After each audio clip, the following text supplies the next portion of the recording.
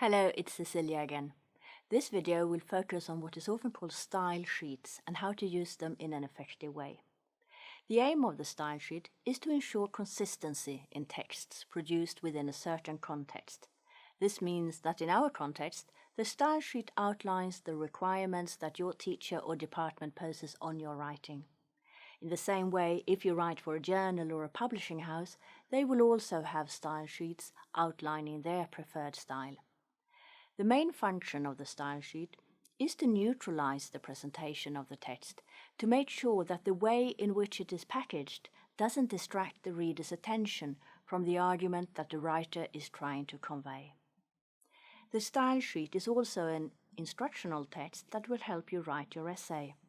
Here, I'd like to point out that in university courses, style sheets are not standalone documents, but are often directly linked with the grading criteria, so making sure your text follows the guidelines will help you towards success. So what information can you expect to find in an essay style sheet? Well, first of all, it will usually say something about format, expected length of your text, layout, structure, and reference style.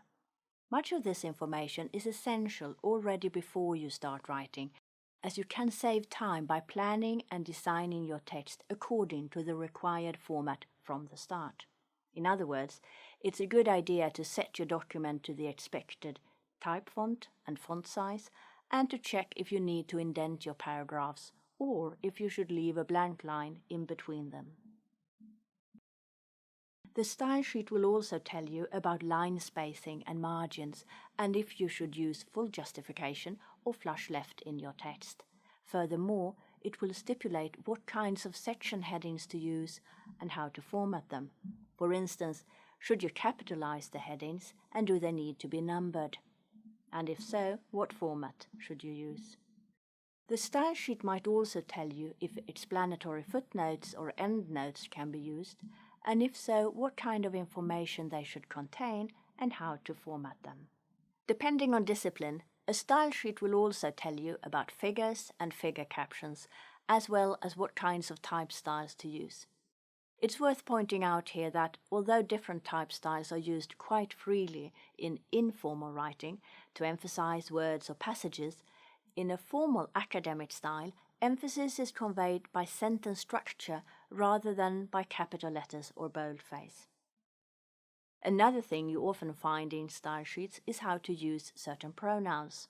For example, it may tell you to use gender-inclusive language and avoid the use of he as a generic pronoun. A style sheet may also regulate the use of I and we in the text.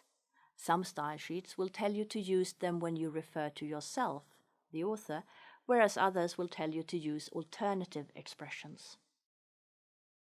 All the things I have listed are important to be aware of before you start writing, but the style sheet will also help you at a later stage, because when you come to the revision stage, you can use it as a checklist.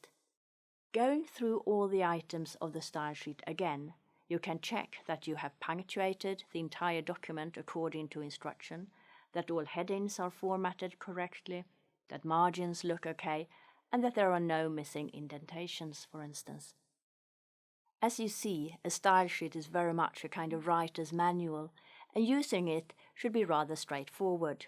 However, there are some potential stumbling blocks that you need to watch out for, and they don't necessarily have to do with the particular information stated in the style sheet, but rather with the knowledge and understanding of certain concepts that is needed in order to interpret the style sheet correctly.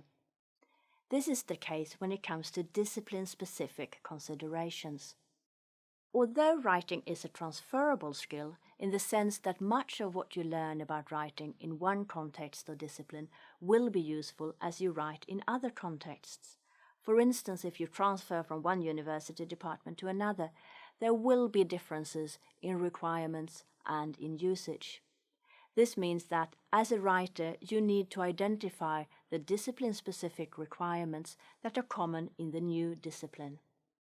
Text structure and reference style are often discipline-specific, and also preferences regarding the use of pronouns and the use of passive or active constructions.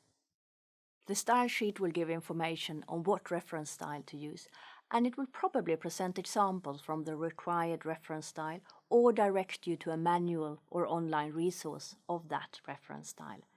One thing that might pose a challenge here is recognizing what kind of source you are using, as that will decide how you refer to it, both in your text and in your bibliography. For instance, is the source you are using an article from a scholarly journal, or is it a chapter from an anthology? Text-wise, they may look pretty much the same, but to get your references right, you must know what type of source you are using, as the required data for different types of sources will differ. To sum up, using a style sheet requires certain skills. For non-native writers, in particular, some of the terminology might be new. We therefore suggest that you look up new words you encounter in the style sheet so that you know exactly what you are expected to do. Remember that if you follow the style sheet, it will be easier for you to convey your argument to the reader, and your text will stand a better chance when it is being assessed.